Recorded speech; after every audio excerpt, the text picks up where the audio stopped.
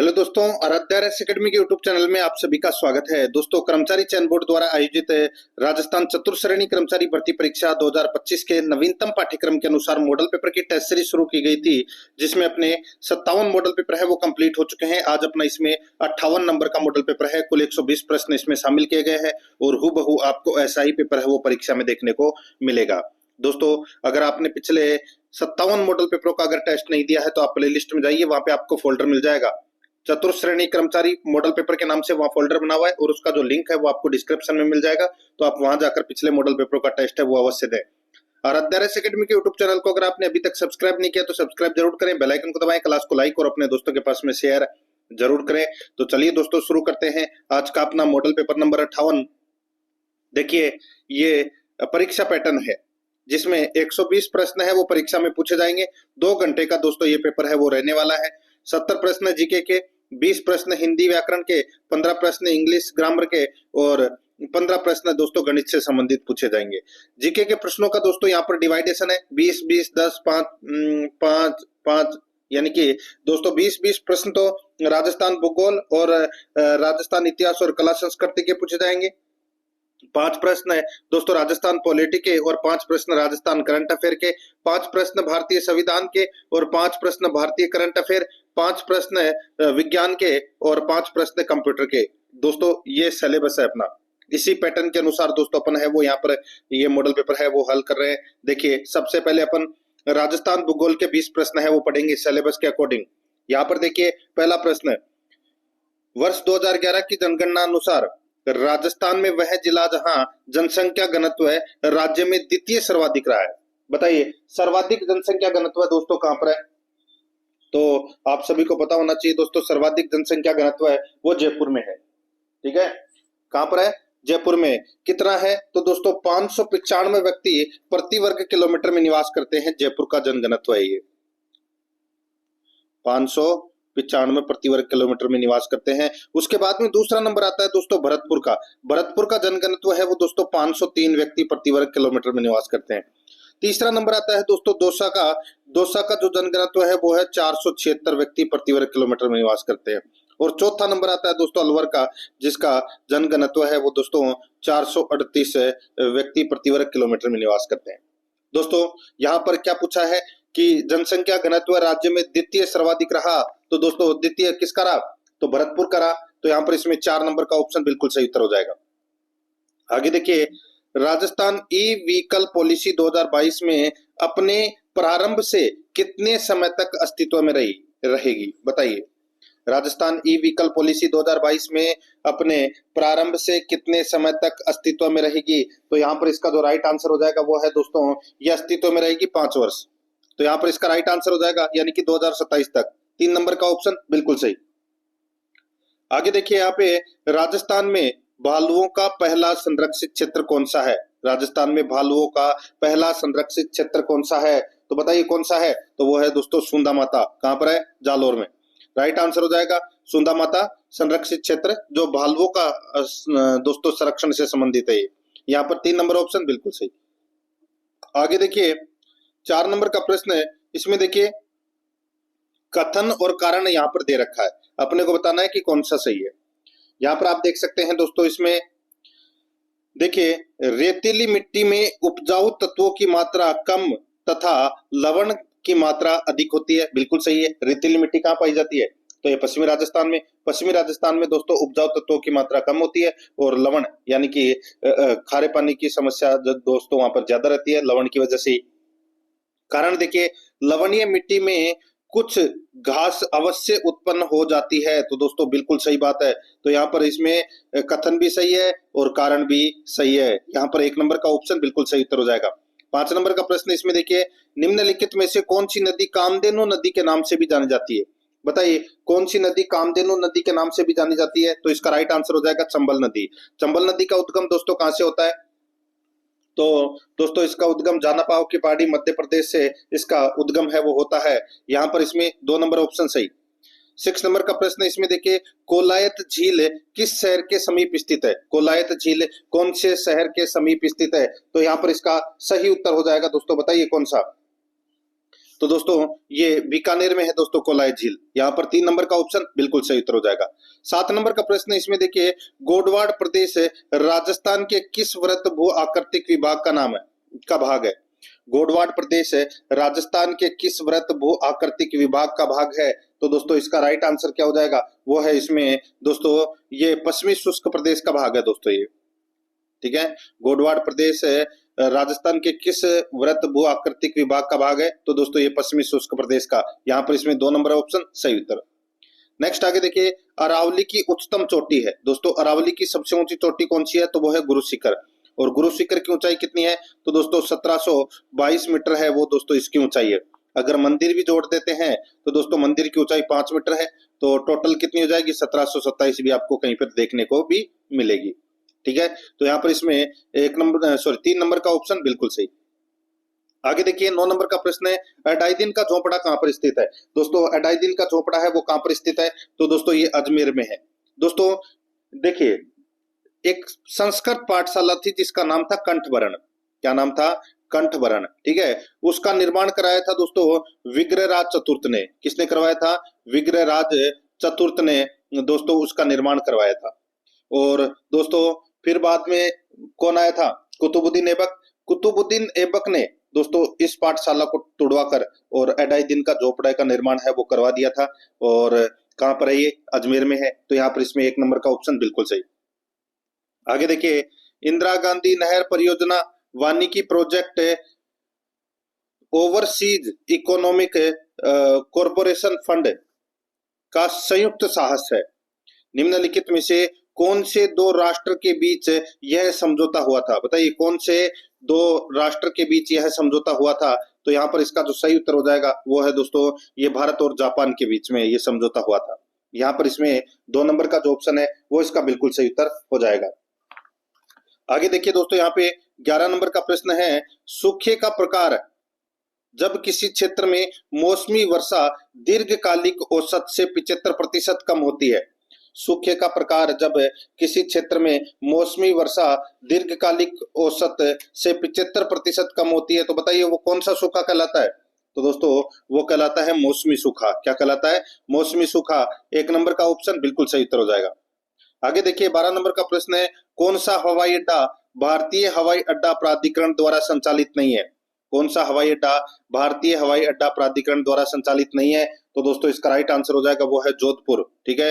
ये दोस्तों भारतीय वायुसेना को यानी कि इसका कुछ भाग है वो दोस्तों भारतीय वायुसेना द्वारा ये प्राधिकरण है। तो यहाँ पर इसमें राइट आंसर हो जाएगा यानी कि संचालित है। तो यहाँ पर इसका राइट आंसर हो जाएगा 3 नंबर ऑप्शन सही। आगे देखिए यहाँ पे वर्ष 2011 की जनगणना के अनुसार राजस्थान में जिलों की संख्या, जहां जनसंख्या में 2001 से 2011 के दशक में प्रतिशत दशकीय वृद्धि दर राज्य की औसत प्रतिशत दशकीय वृद्धि दर से अधिक रही। अब दोस्तों राज्य की यानी कि राजस्थान की जो दशकीय वृद्धि दर कितनी रही? तो दोस्तों ये 21.3 रही, ठीक है। और राजस्थान के कितने ऐसे जिले हैं जिनकी दशकीय वृद्धि दर 21.3 से अधिक रही? तो यहाँ पर इसका जो राइट आंसर हो जाएगा वो है दोस्तों इसमें कौन सा? तो दोस्तों राजस्थान के 16 जिले ऐसे हैं जिनकी दशकीय वृद्धि दर 21.3 से ज्यादा रही। यहाँ पर 1 नंबर का ऑप्शन बिल्कुल सही। आगे देखिए, जाखम सिंचाई परियोजना राजस्थान के कौन से जिले में स्थित है? तो दोस्तों ये बताइए कौन से जिले में स्थित है? तो ये स्थित है प्रतापगढ़ में, ठीक है। जाखम बांध भी है कहां पर? प्रतापगढ़ में, जिसकी ऊंचाई है वो 81 मीटर है। 15 नंबर का प्रश्न इसमें देखिए, राजस्थान में पर्यावरण और जलवायु परिवर्तन निर्देशालय की स्थापना किस वर्ष हुई? राजस्थान में पर्यावरण और जलवायु परिवर्तन निर्देशालय की स्थापना किस वर्ष हुई? तो यहाँ पर इसका राइट आंसर हो जाएगा दोस्तों वो है इसमें 2019 में। 2019 में राजस्थान में पर्यावरण और जलवायु परिवर्तन निर्देशालय की स्थापना हुई। यहाँ पर 3 नंबर का जो ऑप्शन है वो इसका सही उत्तर हो जाएगा। 16 नंबर का प्रश्न इसमें देखिए, राजस्थान में 1985 में यूनेस्को द्वारा सबसे पहले किसको विश्व प्राकृतिक धरोहर सूची में सम्मिलित किया गया? राजस्थान में 1985 में यूनेस्को द्वारा सबसे पहले किसको विश्व प्राकृतिक धरोहर सूची में सम्मिलित किया गया? तो यहाँ पर इसका राइट आंसर हो जाएगा वो है केवलादेव राष्ट्रीय उद्यान को। केवलादेव राष्ट्रीय उद्यान को दोस्तों ये विश्व प्राकृतिक धरोहर सूची में सम्मिलित किया गया। 2 नंबर का जो ऑप्शन है वो इसका बिल्कुल सही उत्तर हो जाएगा। 17 नंबर का प्रश्न इसमें देखिए, निम्नांकित में से कौन सा कारक है राजस्थान की जलवायु को निर्धारित करने के लिए उत्तरदायी नहीं है? निम्नांकित में से कौन सा कारक राजस्थान की जलवायु को निर्धारित करने के लिए उत्तरदायी नहीं है? तो वो बताइए कौन सा उत्तरदायी नहीं है। तो यहाँ पर इसका जो सही उत्तर हो जाएगा वो है दोस्तों इसमें देखिए, वर्षा का समान वितरण। वर्षा का दोस्तों समान वितरण नहीं, असमान वितरण होता है, ठीक है। बाकी प्रचलित पवने है, तापमान है, समुद्र से दूरी है, तो यहाँ पर इसमें 2 नंबर का ऑप्शन राइट आंसर हो जाएगा। आगे देखिए, 18 नंबर का प्रश्न है, निम्नलिखित में से कौन सी नमकीन यानी कि खारे पानी की झील नहीं है? बताइए कौन से खारे पानी की झील नहीं है? तो पता चल गया होगा दोस्तों, यहाँ पे आपको देखिए, कावोद, डीडवाना, रेवासा, जेत सागर। तो दोस्तों यहाँ पर आप देख सकते हैं जो जेत सागर है ये दोस्तों मीठे पानी की झील है, बाकी कावोद, डीडवाना और रेवासा ये तीनों दोस्तों खारे पानी की झील है। आगे देखिए, 19 नंबर का प्रश्न है, राजस्थान में प्री कैम्ब्रियन चट्टानों का आधारभूत वर्णन किसके द्वारा किया गया है? राजस्थान में प्री कैम्ब्रियन चट्टानों का आधारभूत वर्णन किसके द्वारा किया गया है? तो दोस्तों ये किया गया है किसके द्वारा? तो ये A.M. हेरोन के द्वारा किया गया है। यहाँ पर 4 नंबर का ऑप्शन बिल्कुल सही उत्तर हो जाएगा। 20 नंबर का प्रश्न इसमें देखिए, बाप बोल्डर बेड राजस्थान के किस जिले में स्थित है? बाप बोल्डर बेड राजस्थान के किस जिले में स्थित है? तो यहाँ पर इसका राइट आंसर हो जाएगा वो है जोधपुर में स्थित है ये बाप बोल्डर बेड, ठीक है। 2 नंबर का ऑप्शन बिल्कुल सही उत्तर हो जाएगा। अब दोस्तों यहाँ पर देखिए, भाग 2 के अंदर राजस्थान इतिहास एवं कला संस्कृति से संबंधित 20 प्रश्न है वो परीक्षा में पूछे जाएंगे, ठीक है। उनसे संबंधित ये 20 प्रश्न है वो देखते हैं। देखिए 21 नंबर का प्रश्न है, रानी जी की बावड़ी राजस्थान के किस जिले में स्थित है? बताइए रानी जी की बावड़ी कौन से जिले में स्थित है? तो दोस्तों ये बूंदी में है। कहां पर है? बूंदी में। 1 नंबर का ऑप्शन बिल्कुल सही। 22 नंबर का प्रश्न इसमें देखिए, राजस्थान राज्य में प्रचलित सागड़ी प्रथा क्या है? बताइए ये सागड़ी प्रथा क्या है? दोस्तों सागड़ी प्रथा ये बंधुआ मजदूरी प्रणाली है दोस्तों, ये सागड़ी प्रथा। यहाँ पर इसमें 1 नंबर का ऑप्शन सही उत्तर। आगे देखिए, राजस्थान में चंद्रभागा मेला प्रतिवर्ष कार्तिक माह के कौन से दिन आयोजित किया जाता है? तो दोस्तों ये कार्तिक मास के अंतिम दिन आयोजित किया जाता है दोस्तों ये चंद्रभागा मेला। कहां पर लगता है? तो ये झालावाड़ के झालरापाटन में लगता है ये। 4 नंबर ऑप्शन सही उत्तर। आगे देखिए, गोडवाड़ी उपबोली किस राजस्थानी भाषा से संबंधित है? तो बताइए कौन सी राजस्थानी भाषा से संबंधित है? तो दोस्तों ये मारवाड़ी से संबंधित है। तो ये यहाँ पर इसमें 1 नंबर का ऑप्शन सही उत्तर। नेक्स्ट आगे देखिए, सुमेलित कीजिए दोस्तों, एक तरफ कुलदेवी है और एक तरफ जाति है। देखिए दोस्तों यहाँ पे करणी माता किसकी कुलदेवी है? बताइए। तो दोस्तों करणी माता है ये चारणों की कुलदेवी है दोस्तों, ठीक है। किसकी कुलदेवी है? चारणों की ये कुलदेवी है। और दोस्तों यहाँ पर देखिए जो देखिए सकराय माता है ये दोस्तों खंडेल वालों की कुलदेवी है। और आई माता है ये दोस्तों किसकी कुलदेवी है? तो ये दोस्तों सिरवी जाति की कुलदेवी है। और नारायणी माता ये दोस्तों नाई जाति की कुलदेवी है। तो यहाँ पर इसका राइट आंसर क्या हो जाएगा? वो है इसमें बताइए। तो DCBA इसका राइट आंसर हो जाएगा इसमें यहाँ पे, ठीक है। तो यहाँ पर इसका सही उत्तर हो जाएगा दोस्तों क्या? 4 नंबर का जो ऑप्शन है वो इसका बिल्कुल सही उत्तर इसमें हो जाएगा। आगे देखिए दोस्तों, यहाँ पे 26 नंबर का प्रश्न है, अर्जुन लाल सेठी द्वारा राजस्थान सेवा संघ का गठन किस विख्यात व्यक्ति की सलाह मानकर किया गया? बताइए दोस्तों, अर्जुन लाल सेठी द्वारा राजस्थान सेवा संघ का गठन किस विख्यात व्यक्ति की सलाह मानकर किया गया? तो यहाँ पर इसका राइट आंसर हो जाएगा वो है दोस्तों महात्मा गांधी की सलाह से किया गया दोस्तों ये। यहाँ पर 1 नंबर का ऑप्शन बिल्कुल सही। आगे देखिए, निम्नलिखित कथनों को सावधानी पूर्वक पढ़िए। दोस्तों निम्नलिखित कथनों को सावधानी पूर्वक पढ़ना है और अपने को बताना है कि दोस्तों कौन सा कथन है वो इसमें सत्य है, कौन सा कथन इसमें सत्य है वो अपने को दोस्तों यहाँ पर बताना है। दोस्तों यहाँ पर देखिए 2 कथन दे रखे हैं, सही कूट का चयन करना है। जमनालाल बजाज राजपूताना मध्य भारत सभा के संस्थापकों में से एक थे, बिल्कुल सही बात है। 1919 ईस्वी में राजस्थान सेवा संघ की स्थापना विजय सिंह पथिक, रामनारायण चौधरी तथा हरिभाई किंकर द्वारा की गई, तो दोस्तों बिल्कुल सही बात है। तो यहाँ पर इस प्रश्न का जो राइट आंसर हो जाएगा वो है दोस्तों यहाँ पर दोनों के दोनों कथन है वो क्या है? सत्य है। ए और बी दोनों सत्य है। तो यहाँ पर इसमें राइट आंसर 4 नंबर का ऑप्शन सही उत्तर हो जाएगा। आगे देखिए, यहाँ पे 28 नंबर का प्रश्न है, एक ही आंदोलन के नेता कौन थे जो 1920 ईस्वी में वर्तमान राजस्थान और गुजरात के आदिवासी बहुल सीमा क्षेत्रों में आंदोलनरत थे?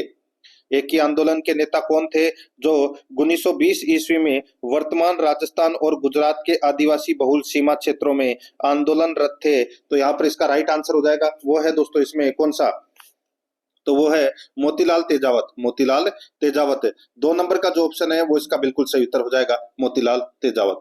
आगे देखिए 29 नंबर का प्रश्न है, राजस्थान के प्रथम स्वतंत्रता सेनानी जिन्हें 1857 के स्वतंत्रता आंदोलन में अंग्रेजों ने फांसी पर लटकाया था। राजस्थान के प्रथम स्वतंत्रता सेनानी जिन्हें 1857 के स्वतंत्रता आंदोलन में अंग्रेजों ने फांसी पर लटकाया था, तो यहाँ पर इसका राइट आंसर हो जाएगा, बताइए किसे, तो अमरचंद भाटिया को। ठीक है, तो यहाँ पर इसमें 2 नंबर का ऑप्शन बिल्कुल सही उत्तर हो जाएगा। और दोस्तों इन्हें 1857 की क्रांति का दोस्तों पहला शहीद भी कहा जाता है। यहाँ पर इसमें अमरचंद भाटिया इसका राइट आंसर हो जाएगा, 2 नंबर ऑप्शन सही। 30 नंबर का प्रश्न इसमें देखिए, राजस्थान के निम्नलिखित युद्धों पर विचार कीजिए। दोस्तों राजस्थान के निम्नलिखित युद्धों पर क्या करना है, विचार करना है। दोस्तों यहाँ पर आप देख सकते हैं इसमें 4 युद्ध के नाम दे रखे हैं। ठीक है, और दोस्तों अपने को बताना है क्रम, इनका कालक्रम जमाना है, ये इन युद्धों का सही कालक्रम है। देखिए गिंगोली का युद्ध कब हुआ था, तो दोस्तों आप सभी को पता होना चाहिए गिंगोली का युद्ध है वो 1807 ईस्वी में हुआ था दोस्तों, ये गिंगोली का युद्ध। सारंगपुर का युद्ध कब हुआ था, तो दोस्तों ये 1437 ईस्वी में सारंगपुर का युद्ध हुआ था।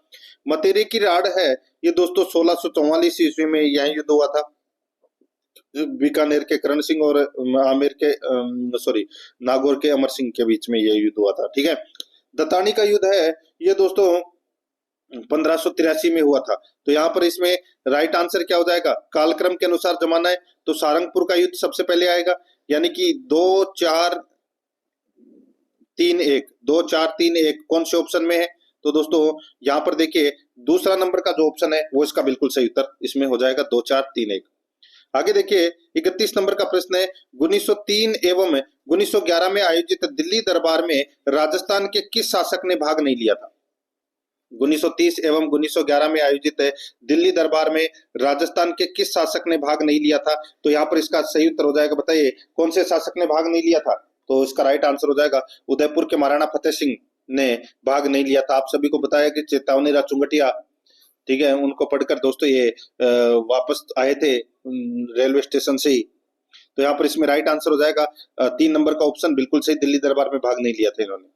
आगे देखिए 32 नंबर का प्रश्न है, महाराज कल्याणमल के आग्रह पर भट्ट सदाशिव ने किस ग्रंथ की रचना की? महाराज कल्याणमल के आग्रह पर भट्ट सदाशिव ने किस ग्रंथ की रचना की, बताइए कौन से ग्रंथ की रचना की? तो यहाँ पर इसका राइट आंसर हो जाएगा वो है दोस्तों राज विनोद ग्रंथ की रचना की थी दोस्तों, किसने, भट्ट सदाशिव ने। तो यहाँ पर इसमें 2 नंबर का ऑप्शन बिल्कुल सही। आगे देखिए यहाँ पर 33 नंबर का प्रश्न है, दमना एक गहना है जो पहना जाता है, बताइए दमना आभूषण कहाँ पहना जाता है? तो दोस्तों ये आभूषण है ये अंगुली में पहना जाता है दोस्तों, ये राइट आंसर हो जाएगा 4 नंबर ऑप्शन सही। आगे देखिए 34 नंबर का प्रश्न है, निम्न में से कौन सा एक लोकगीत है राजस्थान के पर्वतीय क्षेत्र का नहीं है? बताइए कौन सा एक लोकगीत राजस्थान के पर्वतीय क्षेत्र का नहीं है? तो दोस्तों पटेलिया, बिछियो और लालर, ये तीनों लोकगीत हैं वो पर्वतीय क्षेत्र से संबंधित हैं। लेकिन यहाँ पे जो कुर्जा है ये दोस्तों, कुर्जा पक्षी कहाँ पाया जाता है? तो दोस्तों ये जोधपुर के खींचन गांव है, वहां पर ये पक्षी है वो पाया जाता है। और दोस्तों ये एक कुर्जा गीत है, ये अपने पति यानी कि जिसका पति विदेश में कमाने चला गया हो या नौकरी करने चला गया हो तो उसकी याद में दोस्तों ये गीत है वो गाया जाता है, ये एक विरह गीत है। तो यहाँ पर इसमें राइट आंसर हो जाएगा 2 नंबर ऑप्शन सही। आगे देखिए 35 नंबर का प्रश्न है, बीकानेर ऊंट त्योहार किस महीने में मनाया जाता है? बताइए बीकानेर का ऊंट त्योहार है वो दोस्तों कौन से महीने में मनाया जाता है? तो ये अगस्त के महीने में मनाया जाता है दोस्तों। यहाँ पर 4 नंबर का जो ऑप्शन है वो इसका बिल्कुल सही, जनवरी के महीने में, अगस्त नहीं जनवरी के महीने में। ठीक है, जनवरी के महीने में मनाया जाता है दोस्तों ये। ठीक है, जनवरी के महीने में ऊंट महोत्सव मनाया जाता है। यहाँ पर इसमें 3 नंबर का ऑप्शन बिल्कुल सही। आगे देखिए 36 नंबर का प्रश्न, मेवात क्षेत्र के अलवर जिले में जन्म लेने वाले प्रसिद्ध संत कौन थे? मेवात क्षेत्र के अलवर जिले में जन्म लेने वाले प्रसिद्ध संत है वो कौन से थे? तो वो थे दोस्तों लालदास जी। कौन थे? लालदास जी। 4 नंबर का ऑप्शन बिल्कुल सही।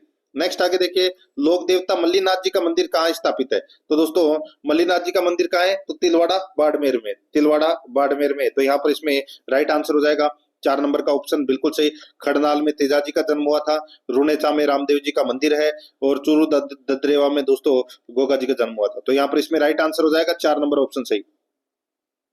आगे देखिए 38 नंबर का प्रश्न है, स्वतंत्रता संग्राम के दौरान निम्नलिखित में से कौन सी महिला जेल नहीं गई? बताइए कौन सी महिला जेल नहीं गई? तो यहाँ पर इसका राइट आंसर क्या हो जाएगा? वो है, देखिए रत्ना शास्त्री गई थी, अंजना देवी गई थी, नारायणी देवी भी गई थी, लेकिन कालीबाई, आप सभी को पता होगा रास्तापाल कांड हुआ था, उसमें कालीबाई को गोलियों से भून दिया गया था। तो यहाँ पर इसमें अपने अध्यापक की जान बचाने के लिए दोस्तों इनको गोली से भून दिया गया था। तो यहाँ पर इसमें राइट आंसर हो जाएगा 1 नंबर का ऑप्शन बिल्कुल सही। आगे देखिए यहाँ पे 39 नंबर का प्रश्न है, बीकानेर राज्य प्रजा परिषद की स्थापना कब हुई? बताइए, बीकानेर राज्य प्रजा परिषद की स्थापना कब हुई? तो दोस्तों ये 1942 में बीकानेर राज्य प्रजा परिषद की स्थापना हुई। 3 नंबर ऑप्शन बिल्कुल सही। 40 नंबर का प्रश्न इसमें देखिए, लाटा अथवा बटाई क्या है? क्या था? बताइए, लाटा अथवा बटाई क्या था? तो दोस्तों ये क्या था? तो यहाँ पर इसका राइट आंसर हो जाएगा भू राजस्व व्यवस्था, जिसमें भुगतान फसल के रूप में होता था, जिसमें भुगतान फसल के रूप में होता था, वो होता था दोस्तों लाटा अथवा बटाई। ठीक है, तो यहाँ पर इसमें ये कर था दोस्तों। राइट आंसर हो जाएगा यहाँ पे 3 नंबर का, सॉरी 2 नंबर का ऑप्शन बिल्कुल सही। अब दोस्तों अपन भाग 3 के अंदर भारतीय संविधान से संबंधित है दोस्तों 5 प्रश्न है वो पढ़ेंगे सिलेबस के अकॉर्डिंग। यहाँ पर देखिए 41 नंबर का प्रश्न है, निम्नलिखित में से किस आयोग या समिति ने कुछ मौलिक कर्तव्यों के कार्यान्वयन के लिए कानूनी प्रावधानों के अस्तित्व की पहचान की? बताइए, अच्छा प्रश्न है दोस्तों। यहाँ पर पूछा गया है कि दोस्तों किस आयोग या समिति ने कुछ मौलिक कर्तव्यों के कार्यान्वयन के लिए कानूनी प्रावधानों के अस्तित्व की पहचान की? तो दोस्तों यहाँ पर इसका जो राइट आंसर हो जाएगा वो है इसमें न्यायमूर्ति वर्मा समिति, न्यायमूर्ति वर्मा समिति। 4 नंबर का ऑप्शन बिल्कुल सही उत्तर इसमें हो जाएगा। आगे देखिए 42 नंबर का प्रश्न है, भारतीय संविधान के किस अनुच्छेद में अनुसूचित जातियों, अनुसूचित जनजातियों और अन्य कमजोर वर्गों के शैक्षिक और आर्थिक हितों को बढ़ावा देने के बारे में उल्लेख है? भारतीय संविधान के किस अनुच्छेद में अनुसूचित जातियों, अनुसूचित जनजातियों और अन्य कमजोर वर्गों के शैक्षिक और आर्थिक हितों को बढ़ावा देने के बारे में उल्लेख है? तो यहाँ पर इसका सही उत्तर हो जाएगा दोस्तों, बताइए कौन से अनुच्छेद में है वो? तो दोस्तों वो अनुच्छेद है इसमें अनुच्छेद 46, अनुच्छेद 46 है। यहाँ पर 2 नंबर का ऑप्शन बिल्कुल सही उत्तर हो जाएगा। आगे देखिए यहाँ पर 43 नंबर का प्रश्न है, देखिए जिला दंडनायक के रूप में जिला कलेक्टर की शक्तियां हैं, जिला दंडनायक के रूप में जिला कलेक्टर की शक्तियां हैं। तो दोस्तों देखिए कानून व व्यवस्था बनाए रखना बिल्कुल सही है, पुलिस पर नियंत्रण रखना ये भी बिल्कुल सही है, विदेशियों के परिपात्रों की जांच करना तो ये भी बिल्कुल सही है, भू राजस्व एकत्रित करना दोस्तों ये जिला कलेक्टर की शक्ति नहीं है, जिला दंडनायक के रूप में। तो यहाँ पर इसका राइट आंसर क्या हो जाएगा? अपने को कुट भाषा में उत्तर चुनना था कि कौन सा उत्तर सही है। तो दोस्तों यहाँ पर ABC सही है, 1 नंबर का जो ऑप्शन है वो इसका सही उत्तर हो जाएगा। आगे देखिए 44 नंबर का प्रश्न है, राजस्थान प्रशासनिक सेवा अधिकारियों को पहली बार जिला कलेक्टर के रूप में पद स्थापना निम्नांकित में से किस वर्ष की गई थी? राजस्थान प्रशासनिक सेवा अधिकारियों को पहली बार जिला कलेक्टर के रूप में पद स्थापना निम्नांकित में से किस वर्ष की गई थी? तो दोस्तों ये की गई थी किस वर्ष? बताइए।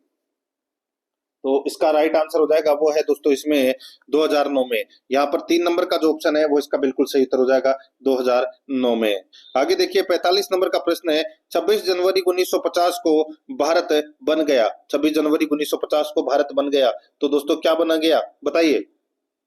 तो दोस्तों एक संप्रभु लोकतांत्रिक गणतंत्र राज्य बन गया।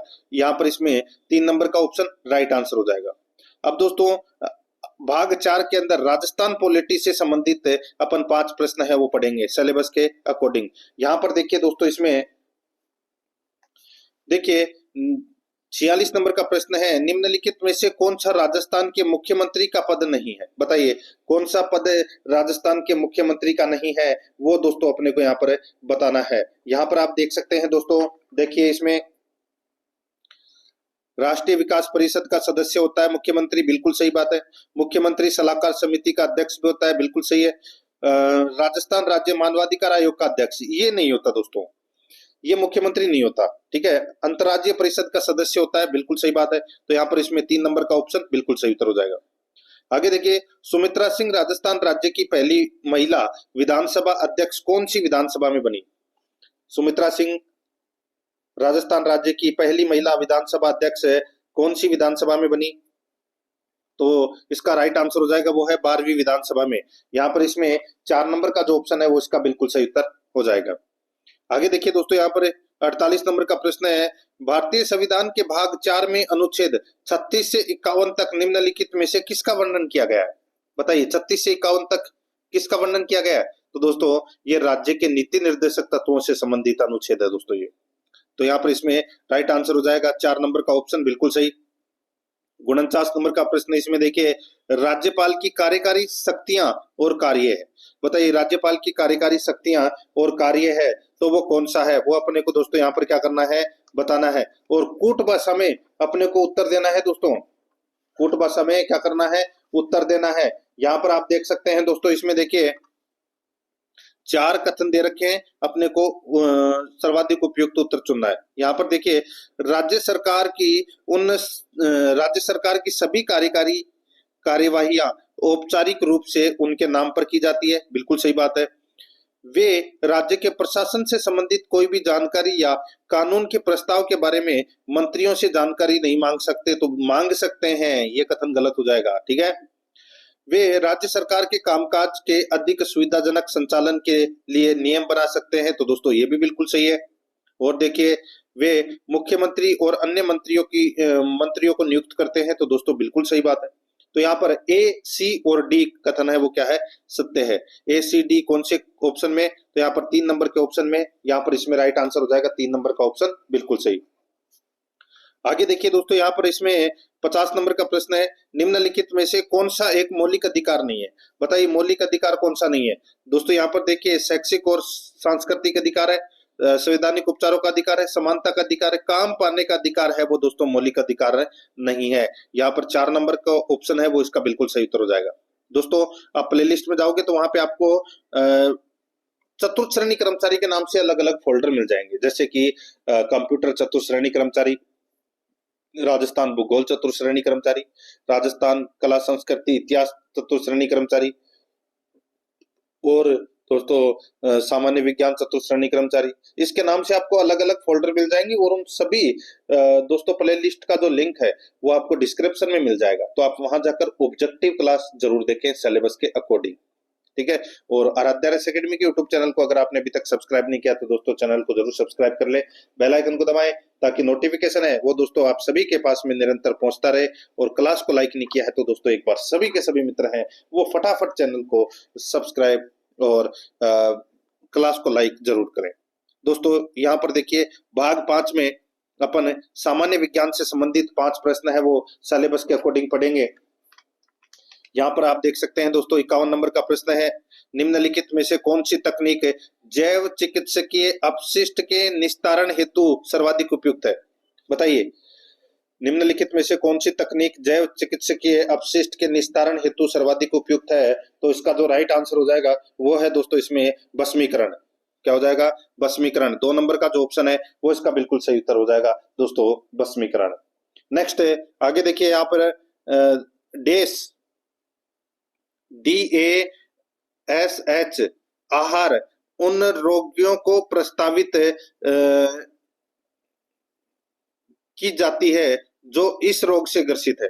बताइए, DASH यानी कि देश आहार उन रोगियों को प्रस्तावित की जाती है जो इस रोग से ग्रसित है। तो यहाँ पर इसका राइट आंसर हो जाएगा वो है दोस्तों इसमें दोस्तों उच्च रक्तचाप से ग्रसित है उनके लिए। तो यहाँ पर इसमें 2 नंबर का ऑप्शन बिल्कुल सही। आगे देखिए, विपरीत लक्षणों के संकेतक जीनी जोड़े को कहा जाता है। बताइए, विपरीत लक्षणों के संकेतक जीनी जोड़े को कहा जाता है, तो क्या कहा जाता है?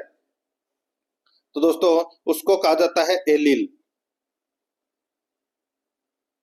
क्या कहा जाता है दोस्तों? एलील कहा जाता है। यहाँ पर इसमें 2 नंबर का ऑप्शन बिल्कुल सही उत्तर हो जाएगा। नेक्स्ट आगे देखिए, छोटे द्वारक के गोलीय दर्पण के लिए, छोटे द्वारक के गोलीय दर्पण के लिए वक्रता त्रिज्या r और फोकस दूरी f के बीच संबंध है। छोटे द्वारक के गोलीय दर्पण के लिए वक्रता त्रिज्या r और फोकस दूरी f के बीच संबंध है। तो दोस्तों इसका राइट आंसर हो जाएगा वो है इसमें दोस्तों, यहाँ पर r बराबर क्या है, त्रिज्या, और फोकस दूरी को f से निरूपित किया गया है।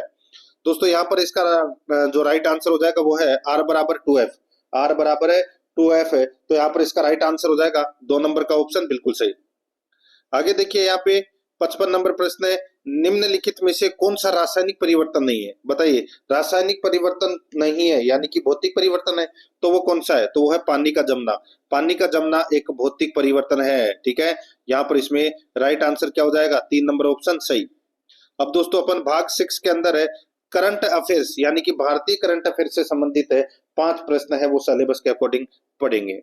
दोस्तों यहाँ पर देखिए 56 नंबर का प्रश्न है, देखिए नवंबर 2024 में नई दिल्ली में आयोजित 7वें सत्र के दौरान निम्नलिखित में से किसे अंतर्राष्ट्रीय सौर गठबंधन के नए महानिदेशक के रूप में चुना गया है? अंतर्राष्ट्रीय सौर गठबंधन के नए महानिदेशक के रूप में किसे चुना गया है? तो दोस्तों ये चुना गया है आशीष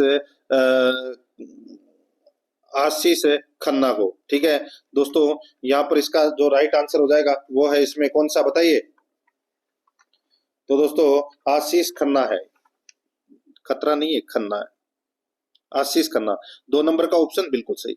आगे देखिए यहाँ पे सुनीता विलियम्स व क्रू 9 मिशन में शामिल अंतरिक्ष यात्री धरती पर कब लौटे? तो दोस्तों ये कब धरती पर लौटे? तो ये 19 मार्च 2025 को स्पेस एक्स के ड्रैगन कैप्सूल से धरती पर लौटे। वे दोस्तों कहां पर उतरे थे? फ्लोरिडा में। तो यहाँ पर इसका राइट आंसर हो जाएगा वो है 3 नंबर का ऑप्शन बिल्कुल सही। आगे देखिए 58 नंबर प्रश्न है, भारत की पहली ट्रांसजेंडर भरतनाट्यम नृत्यांगना और 2019 में पद्मश्री पाने वाली पहली ट्रांसजेंडर महिला निम्नलिखित में से कौन है जिन्हें भरतनाट्यम के क्षेत्र में उनके योगदान के लिए मानद डायरेक्ट की उपाधि मिली है? मानद डायरेक्ट की उपाधि मिली है। तो दोस्तों किसे मिली है? तो यहाँ पर इसका सही उत्तर हो जाएगा दोस्तों इसमें, बताइए?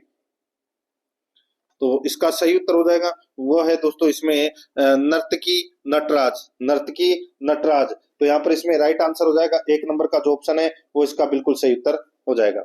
आगे देखिए दोस्तों यहाँ पर इसमें 59 नंबर का प्रश्न है, देखिए 11 मार्च 2025 को IQ एयर द्वारा जारी 7वीं वार्षिक वायु गुणवत्ता रिपोर्ट 2024 के अनुसार दुनिया का सबसे ज्यादा प्रदूषित शहर कौन सा है? दुनिया का सबसे ज्यादा प्रदूषित शहर कौन सा है? तो दोस्तों इसका जो राइट आंसर हो जाएगा वो है इसमें, देखिए वो है बर्नीहाट, जो मेघालय का एक शहर है, ठीक है। बर्नीहाट जो मेघालय का एक शहर है जो भारत में है, ये दुनिया का सबसे ज्यादा प्रदूषित शहर है। यहाँ पर 3 नंबर का ऑप्शन बिल्कुल सही उत्तर हो जाएगा। आगे देखिए अभिमान अवार्ड में राजस्थान क्रिकेट में अहम योगदान देने के लिए मरणोपरांत लाइफ टाइम अचीवमेंट अवार्ड दिया गया। तो किसे दिया गया ये? बताइए दोस्तों। यहाँ पर पूछा गया है कि अभिमान अवार्ड में राजस्थान क्रिकेट में अहम योगदान देने के लिए मरणोपरांत लाइफ टाइम अचीवमेंट अवार्ड दिया गया। तो दोस्तों ये किसे दिया गया? तो ये दिया गया दोस्तों, देखिए कमल मोरार का, अशोक आहोरी, राकेश अग्रवाल, SL मथुरिया, राजेंद्र सिंह राठौड़। तो दोस्तों इन सभी को ये मरणोपरांत लाइफ टाइम अचीवमेंट अवार्ड दिया गया। तो यहाँ पर इसमें अभिमान अवार्ड, तो यहाँ पर इसका राइट आंसर क्या हो जाएगा? कूट भाषा में उत्तर देना था, तो इसका राइट आंसर हो जाएगा 4 नंबर का ऑप्शन बिल्कुल सही, ABCD व E, चारों 5 सही है। आगे देखिए अब अपन भाग 7 में राजस्थान करंट अफेयर से संबंधित 5 प्रश्न है वो पढ़ेंगे सिलेबस के अकॉर्डिंग। यहाँ पर आप देख सकते हैं दोस्तों, लाभार्थी को 80,000 रुपए तक का ऋण उपलब्ध कराने हेतु मुख्यमंत्री स्वनिधि योजना का शुभारंभ कब किया गया? तो दोस्तों मुख्यमंत्री स्वनिधि योजना का शुभारंभ है वो कब किया गया? इसका राइट आंसर हो जाएगा दोस्तों वो है, बताइए कब किया गया? तो ये 15 दिसंबर 2024 को इसका शुभारंभ किया गया। यहाँ पर 3 नंबर का ऑप्शन बिल्कुल सही। नेक्स्ट आगे देखिए 62 नंबर का प्रश्न है, भारतीय वायुसेना ने अभ्यास वायु शक्ति 24 कहाँ किया? भारतीय वायुसेना ने अभ्यास वायु शक्ति 24 कहाँ किया? तो दोस्तों इसमें राइट आंसर क्या हो जाएगा? वो है इसमें पोखरण में। कहां पर किया? पोखरण में। 1 नंबर का ऑप्शन बिल्कुल सही उत्तर हो जाएगा। 63 नंबर का प्रश्न है, इसमें देखिए, निम्नलिखित में से किस राजस्थान राज्य परियोजना को जुलाई 2023 में अद्यतन के अनुसार राष्ट्रीय परियोजना का दर्जा दिया गया है? निम्नलिखित में से किस राजस्थान राज्य परियोजना को जुलाई 2023 में अद्यतन के अनुसार राष्ट्रीय परियोजना का दर्जा दिया गया? तो यहाँ पर इसका राइट आंसर हो जाएगा दोस्तों, ये दर्जा दिया गया पूर्वी राजस्थान नहर परियोजना को। यहाँ पर 4 नंबर का जो ऑप्शन है वो इसका सही उत्तर हो जाएगा। 64 नंबर का प्रश्न है, इसमें देखिए, मंत्रिमंडल ने राज्य कौशल नीति 2025 का कब अनुमोदन किया? मंत्रिमंडल ने राज्य कौशल नीति 2025 का कब अनुमोदन किया? तो दोस्तों ये अनुमोदन किया दोस्तों कब? तो ये 8 मार्च 2025 को। ठीक है, 8 मार्च 2025 को, ये आपको इसमें याद रखना है। आगे देखिए दोस्तों, यहाँ पर इसमें 65 नंबर का प्रश्न है, राजस्थान में अभी तक कुल कितनी महिला मुख्यमंत्री बनी है? बताइए, कुल कितनी महिला मुख्यमंत्री बनी है? तो सभी को पता होगा दोस्तों, ये बनी है अभी तक एक ही बनी है, वसुंधरा राजे। तो यहाँ पर इसमें 1 नंबर का ऑप्शन बिल्कुल सही। उप मुख्यमंत्री 2 बन चुकी है, मुख्यमंत्री एक ही है। ठीक है, यहाँ पर 1 नंबर का ऑप्शन बिल्कुल सही। आगे देखिए, अब अपन भाग 8 के अंदर कंप्यूटर से संबंधित 5 प्रश्न है वो पढ़ेंगे सिलेबस के अकॉर्डिंग। 66 नंबर का प्रश्न है, सर्च इंजन का क्या उद्देश्य है? बताइए, सर्च इंजन का क्या उद्देश्य है? तो दोस्तों इसका उद्देश्य है वेब पर जानकारी ढूंढना, वेब पर जानकारी ढूंढना। तो यहाँ पर इसका राइट आंसर हो जाएगा 3 नंबर ऑप्शन सही। आगे देखिए, निम्नलिखित में से कौन सा एंटीवायरस सॉफ्टवेयर नहीं है? कौन सा एंटीवायरस सॉफ्टवेयर नहीं है? तो दोस्तों यहाँ पर देखिए, अवस्ट है, नॉर्टन है, कैस्परस्की है, लेकिन यहाँ पर लिनक्स ये ऑपरेटिंग सिस्टम है दोस्तों। राइट आंसर हो जाएगा 2 नंबर ऑप्शन बिल्कुल सही, ये एंटीवायरस सॉफ्टवेयर नहीं है। आगे देखिए, यहाँ पे 68 नंबर का प्रश्न है, अस्थायी रूप से डाटा संग्रहित करने के लिए उपयोग किया जाने वाला संग्रहण क्षेत्र क्या है? अस्थायी रूप से डाटा या डेटा संग्रहित करने के लिए उपयोग किया जाने वाला संग्रहण क्षेत्र है वो क्या है? तो दोस्तों वो है इसमें क्या? तो वो है एड्रेस। यहाँ पर 4 नंबर का जो ऑप्शन है वो सही उत्तर हो जाएगा, एड्रेस। आगे देखिए, एमएस एक्सेल वर्कशीट में किसी सेल के कंटेंट को एडिट करने के लिए निम्नलिखित में से कौन सी क्रिया की जा सकती है? बताइए, कौन सी क्रिया की जा सकती है? तो यहाँ पर इसका राइट आंसर हो जाएगा, वो है दोस्तों सेल पर डबल क्लिक करना, सेल पर डबल क्लिक करना। तो यहाँ पर इसमें 3 नंबर का ऑप्शन सही उत्तर। आगे देखिए दोस्तों, डब्ल्यूईपी रोम का पूर्ण रूप क्या है? तो दोस्तों इसकी फुल फॉर्म क्या है? तो इसकी फुल फॉर्म हो जाएगी दोस्तों इसमें कौन सी? तो वो है electrically erasable programmable read only memory. तो यहाँ पर इसमें 2 नंबर का जो ऑप्शन है वो इसका बिल्कुल सही उत्तर इसमें हो जाएगा। अब दोस्तों भाग 9 के अंदर हिंदी व्याकरण से संबंधित 20 प्रश्न है वो सिलेबस के अकॉर्डिंग यहाँ पर अपन पढ़ेंगे। दोस्तों यहाँ पर देखिए 71 नंबर का प्रश्न है, देखिए, परिपत्र के विषय में असंगत कथन है। परिपत्र के विषय में दोस्तों असंगत कथन है वो कौन सा है? तो दोस्तों इसमें असंगत कथन हो जाएगा, देखिए, संबोधन का प्रयोग नहीं होता है, बिल्कुल सही बात है। अधोलेख का प्रयोग नहीं होता है, बिल्कुल सही है। परिपत्र शब्द का प्रयोग होता है, बिल्कुल सही है। व्यक्ति विशेष को संबोधित करता है, तो ये गलत हो जाएगा। दोस्तों जो ये परिपत्र है ये एक सरकारी पत्र होता है दोस्तों ये, और ये विभागों, शाखाओं, अनेक कर्मचारियों, इनको दोस्तों ये भेजा जाता है। तो यहाँ पर ये सरकारी सूचना से संबंधित होता है। तो यहाँ पर इसका राइट आंसर हो जाएगा 4 नंबर का ऑप्शन बिल्कुल सही, ये यहाँ पे असंगत है। आगे देखिए, यहाँ पे 72 नंबर का प्रश्न है, किस विकल्प में उल्लेखित अंग्रेजी परिभाषिक शब्द का समकक्ष हिंदी परिभाषिक शब्द सही है? वो अपने को बताना है, कौन सा एक सही है वो अपने को बताना है। देखिए यहाँ पे डिस्क्रिपेंसी, भेदभाव, गलत हो जाएगा। तो दोस्तों डिस्क्रिपेंसी बोलते हैं विसंगति को, किसको बोलते हैं? विसंगति को बोलते हैं। और इसमें देखिए ओबेंस, सॉरी ऑब्सेंस, ऑब्सेंस किसको बोलते हैं? तो दोस्तों ऑब्सेंस बोलते हैं अश्लील को, ये यहाँ पर बिल्कुल सही है। और यहाँ पर देखिए दोस्तों प्लेंटिफ, ये बोलते हैं दोस्तों, यहाँ पे प्रतिवादी है वो गलत दे रखा है, ये बोलते हैं वादी को, सिर्फ वादी, प्रतिवादी नहीं वादी, ठीक है। और यहाँ पर देखिए डिपोटेशन, यहाँ पे माल ढुलाई गलत हो जाएगा, तो दोस्तों इसका मतलब होता है निर्वासन। क्या मतलब होता है? निर्वासन। तो यहाँ पर इसमें 2 नंबर का ऑप्शन राइट आंसर हो जाएगा, यही इसमें क्या है? सही है। आगे देखिए 73 नंबर का प्रश्न है। देखिए निम्नलिखित में से किस विकल्प में मुहावरा और उसका अर्थ सुमेलित नहीं है? मुहावरा और उसके अर्थ या उसका अर्थ सुमेलित नहीं है। यहाँ पर आप देख सकते हैं दोस्तों, इसमें देखिए अंगारों पर पैर रखना यानी कि जोखिम मोल लेना, बिल्कुल सही है। कलेजे पर सांप लौटना, नफरत करना, ये गलत हो जाएगा दोस्तों। कलेजे पर सांप लौटना यानी कि दोस्तों जलन या ईर्ष्या आप बोल सकते हैं। जैसे कि गुप्ता जी ने एक गाड़ी खरीदी, ठीक है, इससे पड़ोसी के पेट पर सांप लेट गया या कलेजे पर सांप लेट गया, ठीक है, तो ये ईर्ष्या और जलन से संबंधित है। तो यहाँ पर इसका राइट आंसर क्या हो जाएगा? 2 नंबर का ऑप्शन बिल्कुल सही। और बाकी देखिए नब्ज पहचानना यानी कि स्वभाव जानना, देवता कूच करना यानी कि घबरा जाना, तो यहाँ पर इसमें राइट आंसर हो जाएगा 2 नंबर ऑप्शन सही। आगे देखिए कर्ण कल बाजार जाएगा, कर्ण कल बाजार जाएगा, इस वाक्य यानी कि वाक्य में किस काल का भेद है? तो कल जाएगा, तो दोस्तों ये भविष्य काल से संबंधित है, तो यहाँ पर इसका राइट आंसर हो जाएगा 1 नंबर का ऑप्शन बिल्कुल सही। आगे देखिए अशुद्ध वाक्य का चयन कीजिए, अशुद्ध वाक्य का चयन कीजिए, तो यहाँ पर देखिए मेरा स्वास्थ्य ठीक है, बिल्कुल सही है।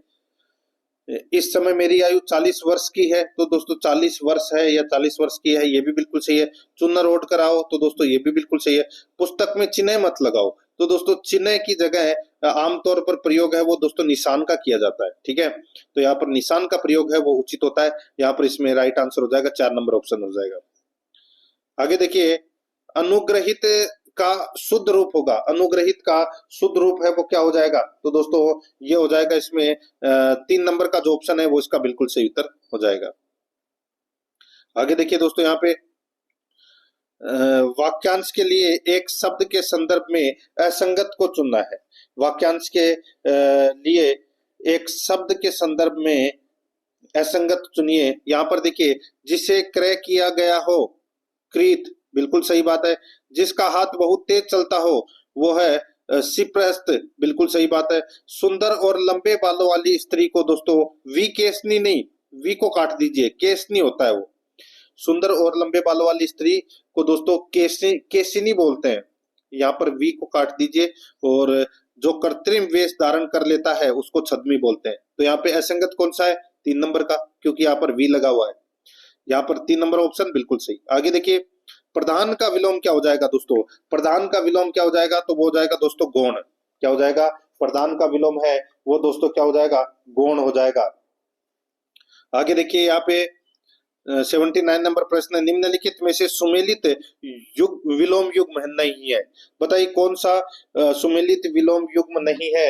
यहाँ पर आप देख सकते हैं दोस्तों, देखिए अथ का होता है दोस्तों इति, अंधकार का होता है प्रकाश, अनुकूल का समकूल, ये गलत हो जाएगा दोस्तों। अनुकूल का और समकूल दोस्तों ये परस्पर ही शब्द है, समानार्थक शब्द है। अर्थ का दोस्तों अनर्थ बिल्कुल सही है।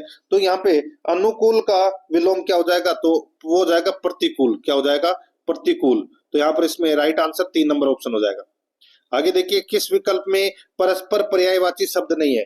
किस विकल्प में परस्पर पर्यायवाची शब्द नहीं है? तो यहाँ पर देखिए चंद्रमा, शशांक, चपला, बिजली, समुद्र, उददी, ठीक है, यानी कि प्रत्येक जो ऑप्शन के अंदर यहाँ पर जो शब्द दे रखे हैं ये एक के ही पर्यायवाची है। यहाँ पे भास्कर और निशाकर, भास्कर है वो दोस्तों सूर्य का पर्यायवाची है और निशाकर है ये दोस्तों चंद्रमा का पर्यायवाची है। तो यहाँ पर इसमें राइट आंसर क्या हो जाएगा?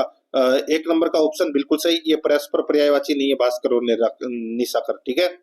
आगे देखिए 81 नंबर का प्रश्न है, दूध शब्द निम्नलिखित में से किसका पर्यायवाची नहीं है? दूध शब्द किसका पर्यायवाची नहीं है? शीर, पय और गोरस, ये तीनों दोस्तों दूध के पर्यायवाची है। यहाँ पर वारी है ये किसका? जल का पर्यायवाची दोस्तों, ये 3 नंबर का ऑप्शन बिल्कुल सही। आगे देखिए आचुल शब्द में अक प्रत्यय जोड़ने पर शब्द बनेगा।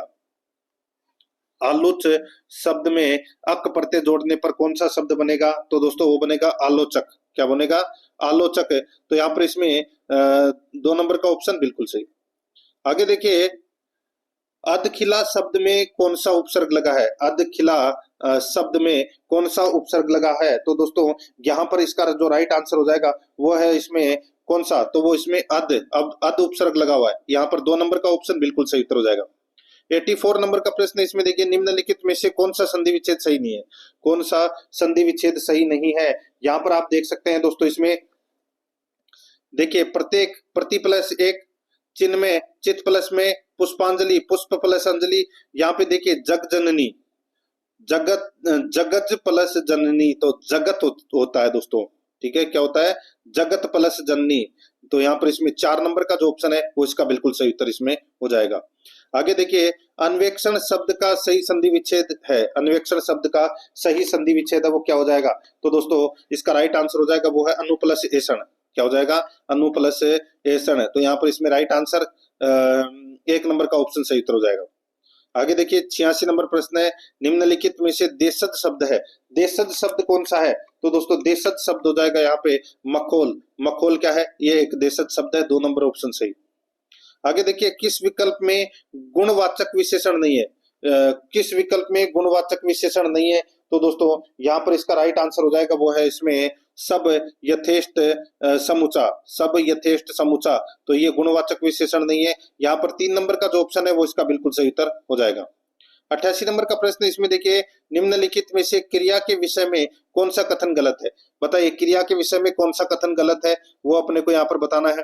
तो इसका जो राइट आंसर हो जाएगा वो है दोस्तों इसमें कौन सा? देखिए, क्रिया से काम करने या होने का बोध होता है, बिल्कुल सही बात है। क्रिया एक अविकारी शब्द है, ये गलत हो जाएगा दोस्तों। क्रिया एक विकारी शब्द है, अविकारी नहीं है, तो यहाँ पर इसमें गलत हो जाएगा। ठीक है, क्रियाएं धातुओं, संज्ञा या विशेषण शब्दों से भी बनती है, बिल्कुल सही बात है। रचना की दृष्टि से क्रिया के अकर्मक और सकर्मक 2 भेद होते हैं, बिल्कुल सही है। तो यहाँ पर 2 नंबर का ऑप्शन राइट आंसर हो जाएगा। आगे देखिए 89 नंबर का प्रश्न है, किस वाक्य में मध्यम पुरुष का प्रयोग हुआ है? बताइए किस वाक्य में मध्यम पुरुष का प्रयोग हुआ है? तो यहाँ पर इसका राइट आंसर हो जाएगा वो है इसमें कौन सा? तो दोस्तों वो है आप आगे आ जाएं, आप आगे आ जाएं। 2 नंबर का जो ऑप्शन है वो इसका सही उत्तर हो जाएगा। आगे देखिए 90 नंबर का प्रश्न है, निम्नलिखित में से जातिवाचक संज्ञा से बना भाववाचक संज्ञा शब्द कौन सा है? निम्नलिखित में से जातिवाचक संज्ञा से बना भाववाचक संज्ञा शब्द कौन सा है? तो दोस्तों वो संज्ञा शब्द है इसमें बुढ़ापा। ठीक है, और यहाँ पे जो बूढ़ा शब्द है, बूढ़ा जो शब्द है ये दोस्तों जातिवाचक संज्ञा है। बूढ़ा शब्द है वो जातिवाचक संज्ञा है और इसका भाववाचक बनेगा बुढ़ापा। तो यहाँ पर इसमें 1 नंबर का ऑप्शन सही उत्तर। अब दोस्तों यहाँ पे अपन भाग 10 के अंदर इंग्लिश ग्रामर से संबंधित 15 प्रश्न है वो पढ़ेंगे सिलेबस के अकॉर्डिंग। देखिए यहाँ पे डायरेक्शन दे रखा है, insert the correct punctuation mark in the gaps, remember not to leave any spaces before or after the punctuation mark. दोस्तों अब देखिए यहाँ पे 91 नंबर का प्रश्न है, you may remember that he cracked his skull as he landed on the rocky ground. तो दोस्तों इसके आगे क्या लगेगा, कौन सा पंक्चुएशन मार्क लगेगा वो अपने को बताना है। तो दोस्तों इसके आगे ये वाला पंक्चुएशन मार्क लगेगा दोस्तों। यहाँ पर 2 नंबर का जो ऑप्शन है वो इसका बिल्कुल सही उत्तर इसमें हो जाएगा, ये आपको इसमें याद रखना है। ठीक है, आगे देखिए दोस्तों यहाँ पर इसमें 92 नंबर का प्रश्न है, रास्ते पर थूकना दंडनीय है, रास्ते पर थूकना दंडनीय है, इंग्लिश ट्रांसलेशन करना है तो क्या हो जाएगा? तो दोस्तों हो जाएगा it's punishable to spit on road, it's punishable to spit on road. तो यहाँ पर इसमें 3 नंबर का जो ऑप्शन है वो इसका सही उत्तर हो जाएगा। आगे देखिए 93 नंबर का प्रश्न है, fill in the blank by choosing the part of speech that grammatically completes the given sentence. तो इसमें देखिए he was assumed behaving so badly. बताइए दोस्तों यहाँ पर खालिस्तान में क्या आएगा वो अपने को बताना है। तो इसके अंदर दोस्तों प्रयोग होगा ऑफ बिहेविंग, ऑफ बिहेविंग का प्रयोग होगा दोस्तों। यहाँ पर इसमें 3 नंबर का जो ऑप्शन है, सॉरी, इसमें ऑफ का नहीं, इसमें दोस्तों क्या होगा, ही was assumed behaving so badly. तो दोस्तों इसमें ठीक है, ऑफ का ही प्रयोग होगा। किसका? ऑफ का ही प्रयोग होगा। तो इसमें राइट आंसर हो जाएगा 2 नंबर ऑप्शन, बिल्कुल सही। आगे देखिए, choosing the correct part of speech to fill in the blank. दोस्तों अपने को खालिस्तान भरना है इसमें भी। तो इसमें देखिए, ही बॉट ए वॉच रेक्स 3000। तो बताइए क्या आएगा यहाँ पे? तो इसका राइट आंसर हो जाएगा दोस्तों इसमें फोर फोर फोर रेक्स 3000। तो यहाँ पर इसमें राइट आंसर हो जाएगा 3 नंबर ऑप्शन सही। नेक्स्ट आगे देखिए, यहाँ पे देखिए, choosing the correct set of articles to fill in the blank, use X if there is no article. X का मतलब हो जाएगा नो आर्टिकल, ठीक है। देखिए यहाँ पे 1 2 3 4 5 6 7, ठीक है, 7 आर्टिकल का अपने को यहाँ पर क्या करना है? प्रयोग करना है। तो दोस्तों यहाँ पर देखिए, ही सेड एज, मैं आपको बता देता हूं दोस्तों direct. He said as a matter of, इसमें no article, matter of fact there was an एक्सपोल there was an explosion in the last house I visited and mister Binns. फिर आएगा वापस दोस्तों, the owner of the house was burnt in the face. तो यहाँ पर इसमें 1 number का जो ऑप्शन है वो इसका राइट आंसर हो जाएगा। यहाँ पर ए नो आर्टिकल एन द का प्रयोग होगा। 1 नंबर का ऑप्शन बिल्कुल सही। 96 नंबर का प्रश्न इसमें देखिए, fill in the blank with appropriate article. दोस्तों यहाँ पे अपने का आर्टिकल का प्रयोग करना है। इसमें देखिए, there is infection from, there is infection from pollutions now then ever before. तो दोस्तों यहाँ पर इसमें राइट आंसर हो जाएगा, बताइए। तो इसका राइट आंसर हो जाएगा दोस्तों इसमें, बताइए। तो इसमें हो जाएगा दोस्तों मोर इन्फेक्शन हो जाएगा यहाँ पे। यहाँ पर 3 नंबर ऑप्शन बिल्कुल सही। 97 नंबर का प्रश्न इसमें देखिए, which of the following is Rongli spelled, यानी कि कौन सी स्पेलिंग है वो यहाँ पर गलत दे रखी है, वो अपने को यहाँ पर बताना है।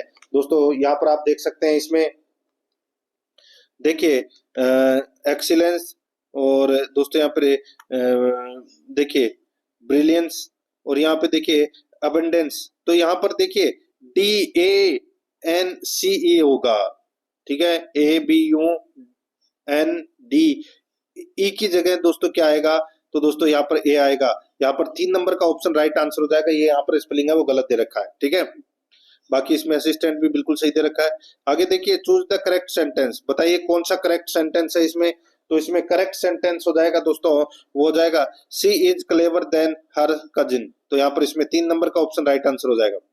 99 नंबर का प्रश्न इसमें देखिए, choose the correct option that converts the given sentence into negative. Choose the correct option that converts the given sentence into negative. तो यहाँ पर इसका जो सही उत्तर हो जाएगा वो है दोस्तों इसमें कौन सा? तो दोस्तों यहाँ पर सेंटेंस देखिए, as soon as he came he started to mark objections. तो यहाँ पर इसका सही उत्तर हो जाएगा वो है दोस्तों, no sooner had he come then he started to make objections. तो यहाँ पर इसमें 4 नंबर ऑप्शन राइट आंसर हो जाएगा। यहाँ पर देखिए डायरेक्ट इनडायरेक्ट स्पीच से संबंधित प्रश्न है। इसमें देखिए, Mohan said to her you have completed your work. तो दोस्तों सेड टू का क्या हो जाएगा? टोल्ड हो जाएगा। और दोस्तों वाक्य को जोड़ने के लिए दैट का प्रयोग करेंगे। तो यहाँ पर इसका राइट आंसर क्या हो जाएगा? तो दोस्तों Mohan told her that she had completed her work. तो यहाँ पर इसमें राइट आंसर हो जाएगा 1 नंबर का ऑप्शन बिल्कुल सही। आगे देखिए, change the following sentence into indirect speech. इसमें देखिए, Tom said I woke up feeling ill so I didn't go to work. बताइए दोस्तों यहाँ पर इसका राइट आंसर क्या हो जाएगा? इसका राइट आंसर हो जाएगा दोस्तों इसमें हो जाएगा, Tom said that he had woken up feeling ill so he hadn't gone to work हो जाएगा यहाँ पे, ठीक है। यहाँ पर 2 नंबर का ऑप्शन बिल्कुल सही। आगे देखिए, who can count the stars in the sky change to passive, बताइए इसका पैसिव बनाइए दोस्तों। Who can count the stars in the sky, तो इसका जो सही उत्तर हो जाएगा वो है इसमें by whom can the stars in the sky be counted, तो यहाँ पर इसमें 1 नंबर का ऑप्शन सही उत्तर। आगे देखिए, which of the following best express the same sentence in passive voice, यहाँ पर देखिए do you understand what I mean, do you understand what I mean, तो यहाँ पर इसका सही उत्तर हो जाएगा दोस्तों वो है इसमें कौन सा, बताइए। तो दोस्तों वो है इसमें देखिए is what I mean understood by you, तो यहाँ पर इसका राइट आंसर हो जाएगा 3 नंबर का ऑप्शन सही उत्तर। आगे देखिए यहाँ पे 104 नंबर का प्रश्न है, इसमें देखिए the professor an extra ordinary man who ordinary things, तो दोस्तों खालिस्तान भरना है। तो दोस्तों यहाँ पर क्या आएगा, यहाँ पर देखिए the professor was an extra ordinary man who loved ordinary things, तो दोस्तों यहाँ पर इसमें 4 नंबर का ऑप्शन बिल्कुल सही उत्तर हो जाएगा। आगे देखिए यहाँ पे identify the correct form of tense in the underline part of the given sentence, इसमें देखिए when I arrived Tom was talking on the phone, यानी कि जब मैं वहां पहुंचा तो टॉम है वो फोन पर बात कर रहा था। तो दोस्तों बताइए कौन सा टेंस में ये कौन सा सेंटेंस है, तो दोस्तों ये है पास्ट कंटिन्यूअस टेंस, तो यहाँ पर इसमें राइट आंसर हो जाएगा 3 नंबर का ऑप्शन बिल्कुल सही। अब दोस्तों अपन भाग 11 के अंदर गणित से संबंधित दोस्तों 15 प्रश्न है वो सिलेबस के अकॉर्डिंग यहाँ पर पढ़ेंगे। तो दोस्तों यहाँ पर देखिए 106 नंबर का प्रश्न है, देखिए ए बी तथा सी किसी काम को क्रमशः 10 दिनों 15 दिनों तथा 12 दिनों में समाप्त करते हैं। ए बी तथा सी किसी काम को क्रमशः 10 दिनों 15 दिनों तथा 12 दिनों में समाप्त करते हैं। यदि तीनों एक साथ काम करना आरंभ करे, लेकिन ए काम शुरू होने के 2 दिन बाद तथा बी काम समाप्त होने के 1 दिन पहले काम करना छोड़ दे, तो काम समाप्त होने में कुल कितना समय लगेगा, तो काम समाप्त होने में कुल कितना समय लगेगा दोस्तों। अब इसमें देखिए यहाँ पर ए बी सी किसी काम को क्रमशः 10 दिनों 15 दिनों और 12 दिनों में समाप्त कर लेते हैं, ठीक है। तो इनका एलसीएम निकाल लेंगे। तो दोस्तों यहाँ पर देखिए मैं आपको बताऊं, यदि तीनों एक साथ काम करना आरंभ करते हैं लेकिन ए काम शुरू होने के 2 दिन बाद और बी काम समाप्त होने के 1 दिन पहले काम करना छोड़ दे, बहुत खतरनाक प्रश्न है दोस्तों। यहाँ पर देखिए माना कि दोस्तों कुल कार्य x दिनों में समाप्त हुआ, तो दोस्तों ए ने 2 दिन और बी ने दोस्तों 1 दिन पहले काम करना छोड़ दिया, ठीक है। तो अपने को दोस्तों देखिए सी ने x दिनों में कार्य करके संपूर्ण कार्य को पूरा किया, तो दोस्तों यहाँ पर इसको अपन ऐसे लिखेंगे a प्लस बी प्लस सी द्वारा अभिष्ट समय में किया गया कार्य 1 है। तो दोस्तों यहाँ पर अपन इसको ऐसे लिखेंगे 2/10 2 दिन पहले छोड़ गया ना, ठीक है ए, तो 2/10 प्लस दोस्तों x माइनस 1/15, ठीक है। शुरू में देखिए 15 दिनों में बी का हिस्सा है, प्लस दोस्तों x बटे दोस्तों यहाँ पर 12 हो जाएगा, बराबर क्या हो जाएगा 1, ठीक है। बस अब इसको सोल्व करना है, इसका एलसीएम लेना है, तो कितना हो जाएगा दोस्तों 60 एलसीएम आ जाएगा इसका। अब इसको अपन ऐसे लिखेंगे दोस्तों 12 plus 4 x minus 1 plus 5x बराबर दोस्तों 1, ठीक है। बस यहाँ पर इसको सोल्व करोगे तो दोस्तों इसका राइट आंसर आ जाएगा 5 सही 7/9 दिन, तो यहाँ पर इसमें 3 नंबर का ऑप्शन सही। आगे देखिए 3 चरवाहे एबीसी मिलकर एक चारागाह है 2660 रुपए में किराए पर लेते हैं। यदि ए अपनी 18 गायें 4 महीने, बी अपनी 16 गायें 6 महीने और सी अपनी 14 गायें 7 महीने चराता है, तो सी का, तो सी को कितना किराया देना होगा, तो सी को कितना किराया देना होगा। यहाँ पर देखिए दोस्तों, अपने को सबसे पहले ए का अनुपात निकालना है, फिर बी का, फिर सी का। तो दोस्तों ए बराबर दोस्तों अपन क्या लिखेंगे, तो 18 × 4। बी बराबर लिखेंगे दोस्तों, यहाँ पर बी 16 गए 6 महीने, तो 16 × 6। ठीक है। और सी बराबर लिखेंगे दोस्तों अपन 14 × 7। तो दोस्तों 18 चौके 72, 16 छिके 96, और 14 सत्ते 84, 14 सत्ते 98। ठीक है। तो इसका दोस्तों अपन टोटल कर लीजिए, ये अनुपात निकल के आ गया अपना 72, 96 और 98। इनका टोटल करोगे तो दोस्तों कितना आ जाएगा, तो दोस्तों इनका टोटल आ जाएगा 266। कितना आ जाएगा, 266। ठीक है। अब दोस्तों यहाँ पर देखिए, सी का किराया निकालना है, तो यहाँ पर 2660, 2660 बटे 266 इंटू 100 कर लीजिए। तो दोस्तों ये किसी बार कट गया,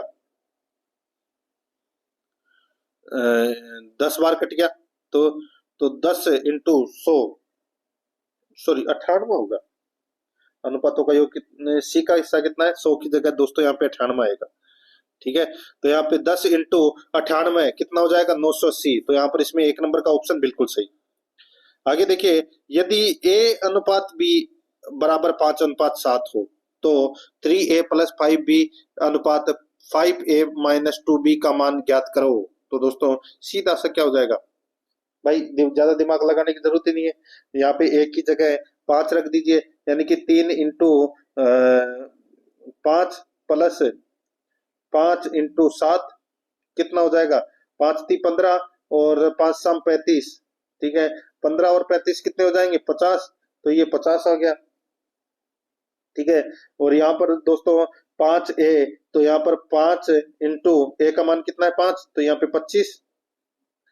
और दोस्तों 2 प्लस 2, सॉरी माइनस है, 5 इंटू 5 माइनस 2 इंटू बी का मान कितना है, 7। तो 55 25 और 7 दूनी 14, 25 में से 14 गए तो दोस्तों कितने बचे, तो 11 बचे। यानी कि इसको अपन ऐसे लिख सकते हैं 50:11, 50:11। तो यहाँ पर इसका राइट आंसर क्या हो जाएगा दोस्तों, 50/11 इसका राइट आंसर हो जाएगा, 4 नंबर ऑप्शन सही। आगे देखिए, किसी धन पर एक निश्चित दर से 2 वर्ष का साधारण ब्याज 120 रुपए तथा चक्रवर्ती ब्याज दोस्तों 129 रुपए है, तो ब्याज की वार्षिक दर क्या होगी, बताइए। ब्याज की वार्षिक दर है वो क्या होगी दोस्तों। यहाँ पर देखिए ब्याजों का अंतर कितना हो गया, तो इसमें अंतर दोस्तों 9 का हो गया। एक में 129 है, तो एक में 120 है, तो ब्याजों का अंतर कितना हो गया, 9 हो गया। ठीक है। अब दोस्तों ये 2 साल का ब्याज है 120 साधारण ब्याज का, तो दोस्तों ब्याज तो बराबर ही रहेगा। तो 1 साल का ब्याज कितना हो जाएगा दोस्तों, 60 हो जाएगा। ठीक है। अब दोस्तों यहां पर देखिए ब्याज का अंतर 9 है, तो 60 रुपए पर 1 वर्ष का ब्याज है, वो दोस्तों ब्याज दर निकालना है, तो यहाँ पर इसका 9/60 है, 9/60 इंटू 100 कर लीजिए। ठीक है।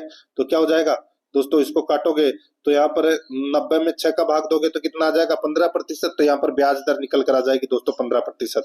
यहाँ पर 3 नंबर का ऑप्शन सही उत्तर। आगे देखिए, साधारण ब्याज की दर से कोई मूलधन 5 वर्षों में मिश्र धन का 2/5 हो तो ब्याज दर है। तो दोस्तों तो ब्याज दर है, तो यहाँ पर देखिए मूलधन बराबर 2/5 मिश्र धन हो जाएगा, मूलधन बराबर 2/5 मिश्रधन हो जाएगा। तो दोस्तों इसको अपन ऐसे लिख सकते हैं, 100 बराबर 2/5 100 प्लस 5x। ठीक है। यानी कि दोस्तों माना मूलधन अपन ने 100 रुपए मान लिया और ब्याज दर है वो x% मान लिया। ठीक है। तो 100 रुपए पर 5 वर्षों का साधारण ब्याज है वो कितना हो जाएगा, 5x हो जाएगा। तो मिश्रधन हो जाएगा दोस्तों यहाँ पे 100 + 5x। ठीक है। तो यहाँ पर इसका जो राइट आंसर हो जाएगा, अब इसको काट लीजिए, इसको आप काटोगे तो दोस्तों देखिए 100 बराबर 2/5 100 प्लस 5x। ठीक है। तो क्या हो जाएगा दोस्तों, 100 इंटू 5/2 बराबर दोस्तों 100 + 5x। ठीक है। तो यहाँ पर तिरछा गुना करेंगे तो यहाँ पर आ जाएगा दोस्तों क्या आ जाएगा 30% ब्याज दर आ जाएगी दोस्तों। यहाँ पर 3 नंबर का ऑप्शन सही। आगे देखिए, साधारण ब्याज की किसी दर से कोई राशि 2 वर्ष में 2100 तथा 5 वर्ष में 2250 हो जाती है। भाई अंतर कितने का हो गया? 2100 और 2250 में दोस्तों ये 3 वर्ष का ब्याज हो गया 150। ठीक है, 3 वर्ष का ब्याज कितना हो गया 150 और 1 वर्ष का कितना हो जाएगा 50। ठीक है, तो यहाँ पे 2 वर्षों का 2100 दे रखा है, तो दोस्तों सीधा सा हो जाएगा। यहाँ पे मूलधन कितना का हो जाएगा दोस्तों 2000। ठीक है, मूलधन 2000 हो जाएगा। अब 2000 का दोस्तों 50 है, वो कितने प्रतिशत होता है? तो दोस्तों ये 2.5% होता है। तो यहाँ पर इसका जो सही उत्तर हो जाएगा वो है इसमें 2000 और 2.5%। तो यहाँ पर इसका सही उत्तर हो जाएगा 4 नंबर का ऑप्शन सही। नेक्स्ट आगे देखिए, एक परीक्षा में उत्तीर्ण होने के लिए 40% अंक लाने थे, उसने 178 अंक प्राप्त किए और 22 अंकों से अनुत्तीर्ण हो गया।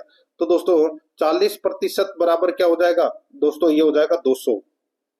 भाई 78 और 22 कितने होते हैं? 178 और 22 200 होते हैं। तो 40% बराबर अगर 200 है तो दोस्तों 100% बराबर कितना होगा?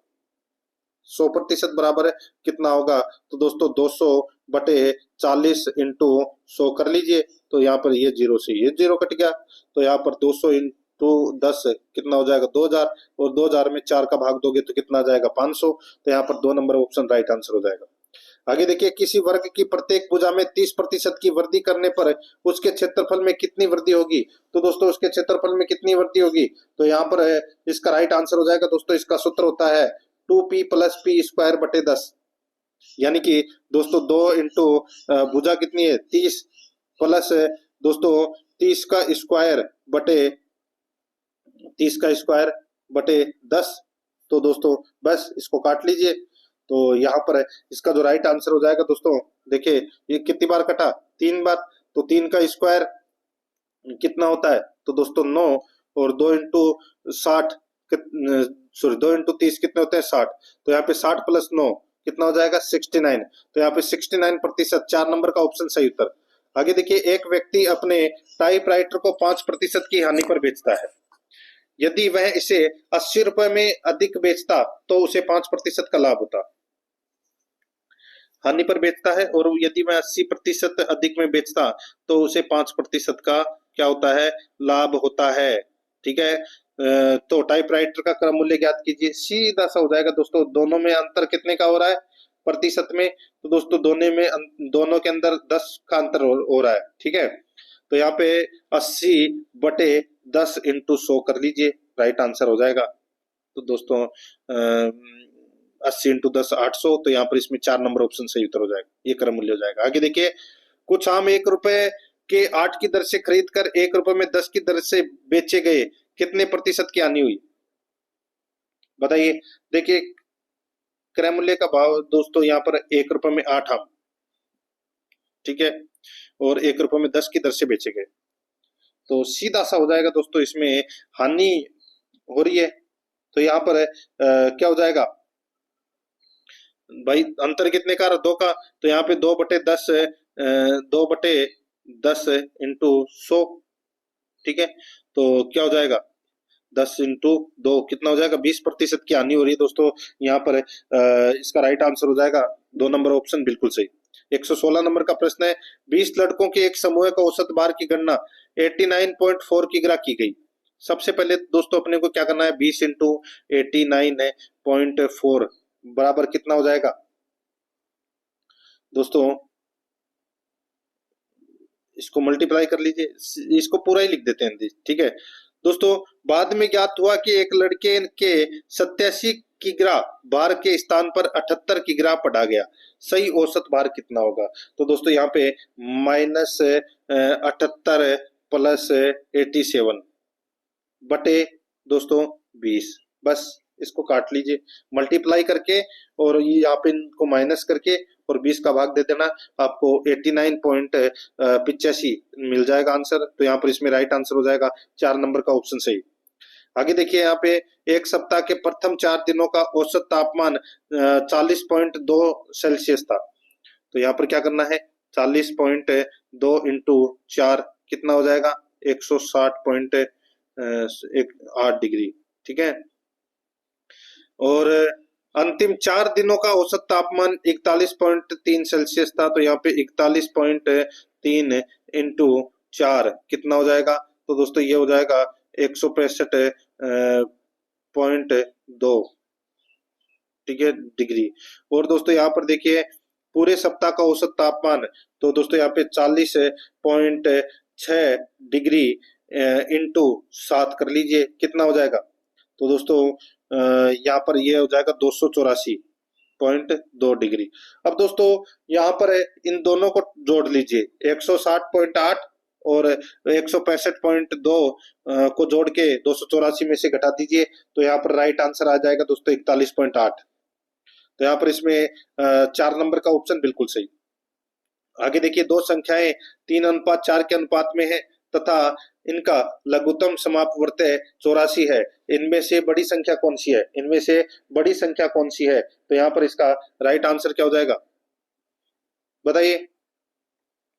देखिए यहाँ पे मान लिया कि 3x 4x मान लिया, ठीक है, तो लेट्स सपोज हो जाएगा दोस्तों यहाँ पे 3x 4x बराबर 12x, ठीक है, और दोस्तों 12x बराबर क्या हो जाएगा 84।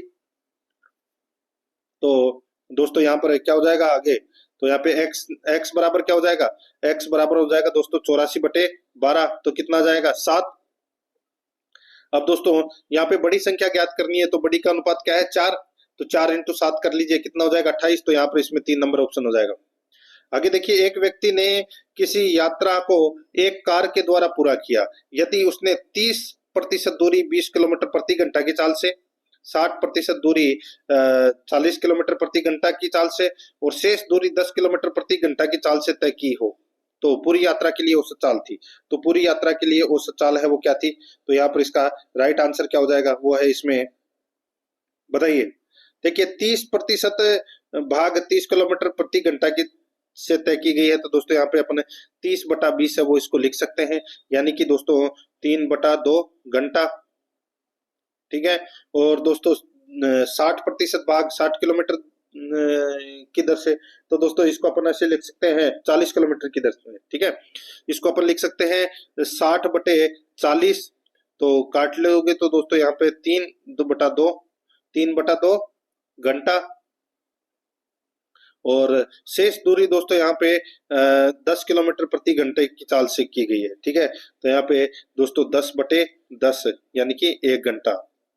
अब दोस्तों यहाँ पे औसत चाल निकालना है, तो कुल दूरी बटे कुल समय, कुल दूरी बटे कुल समय, मानना कि अपन ने मान लिया कि 100 किलोमीटर की दूरी है, ठीक है, तो यहाँ पर इसको अपन लिखेंगे 100/3/2 प्लस 3/2 प्लस 1, ठीक है, तो यहाँ पर दोस्तों इसका राइट आंसर हो जाएगा वो है 100/4 यानी कि 25 किलोमीटर प्रति घंटा, राइट आंसर हो जाएगा इसका, 1 नंबर का ऑप्शन सही। आगे देखिए, नीचे एक पुस्तक के प्रकाशन में विभिन्न मदों में हुए व्यय का विभाजन प्रतिशत के रूप में दिया जा रहा है, ध्यान पूर्वक पढ़े और इस सूचना के आधार पर नीचे दिए गए प्रश्नों का उत्तर दे। यहाँ पर देखिए कागज की कीमत दे रखी है 25%, छपाई की कीमत 20%, जल्द बनाने की कीमत 20%, विज्ञापन पर वह 10%, धुलाई पर खर्चा 10%, रॉयल्टी पर 15%।